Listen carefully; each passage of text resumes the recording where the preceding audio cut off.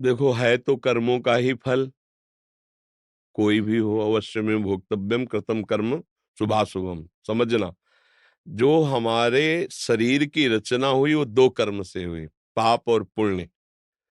इसकी रचना, मनुष्य देह की रचना पाप और पुण्य से होती है। देव देह की रचना केवल पुण्य से होती है। यातना देह की रचना जो नरक में होता है, शरीर मिलता है, वो केवल पाप से होती है। अब ये रचना पाप और पुण्य दोनों से हुई है, तो इसको सुख और दुख दोनों मिलेंगे। सुख कौन से? बनावटी माया के। क्या सुख? इतना रुपया, इतना पैसा, इतना पद, इतना भोग सामग्री, परिणामता हाथ में कुछ नहीं। यहां से चलोगे क्या आपके पास? तो वर्तमान जीवन को भोगों में व्यर्थ नष्ट करवा देना इस सुख का फसाव है। वर्तमान भोगों को सत्य मानकर उसके प्रतिकूल अवस्था प्राप्त होना दुख। हम चाहते थे इतना लाभ मिले, इतना घाटा हो गया, दुख। हम चाहते थे जीत जाए, हार गए, तो दुख। तो जो दुख और सुख है वो यहाँ का मृत्यु लोक का माया रचित है, और वो पाप और पुण्य के प्रभाव से प्राप्त होता है, सत्य नहीं है। अब इनको भोगने के लिए ये रचना रची गई है। अब हम भजन शुरू किया, ये हमारी नई खेती है, पर पुराना जो हिसाब इसमें जमा हो चुका है अब भोगना पड़ेगा। 10 वर्ष में ये होगा, 18वें में ये होगा, 25वें में ये होगा, तो वो होगा। अब हम उसको कैसे सहन करें? तो उसको हम प्रसाद रूप में लाते हैं, भाव बदलते हैं कि अब हम तो भगवान की शरण में हैं। अब हमारे कर्मों का फल हमको नहीं, भगवान की कृपा मुझे जैसे चाहे वैसे रखे। अब अगर दुख दिया है तो ये भी भगवान का प्रसाद है। कड़ुआ है तो प्रसाद है, मीठा है तो प्रसाद है। भक्त भाव के द्वारा सहते हैं, तत्वतः वो कर्म का ही फल है।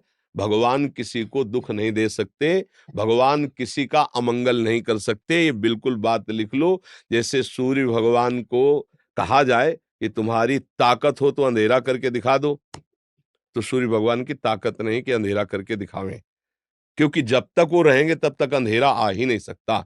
उनके जाने के बाद ही अंधेरा आएगा। ऐसे ही अगर मजाक की, विनोद की भाषा में हम कहें, तो भगवान की ताकत ही नहीं कि वो अमंगल कर सके। क्यों? वो उनका ऐसा है ही स्वभाव। जिन्होंने जहर पिलाना चाहा, जिन्होंने मारना चाहा, उन्हें परम पद दिया है। जिसको मारा भी ना, उसे परम पद मिला है, जो ऋषि मुनियों के द्वारा वांछित था। आज तक श्री भगवान के द्वारा किसी का अमंगल हुआ हो हमें बता दो। मंगल भवन है, अमंगल करने की सामर्थ्य ही नहीं उनमें। सर्व सामर्थ्यशाली भगवान में एक सामर्थ्य नहीं, वो किसी का अमंगल नहीं करते। तो बोले हमारा अमंगल क्यों हुआ? अवश्य में भोक्तव्यम कृतम कर्म शुभाशुभम। तुमने अशुभ कर्म किए और शुभ कर्म किए, उसी का तुम्हें परिणाम। भगवान किसी का मंगल, जिन्होंने भगवान को मारना चाहा, भगवान ने उनको परम पद दिया। अमंगल कैसे कर? अमंगल हो ही नहीं सकता।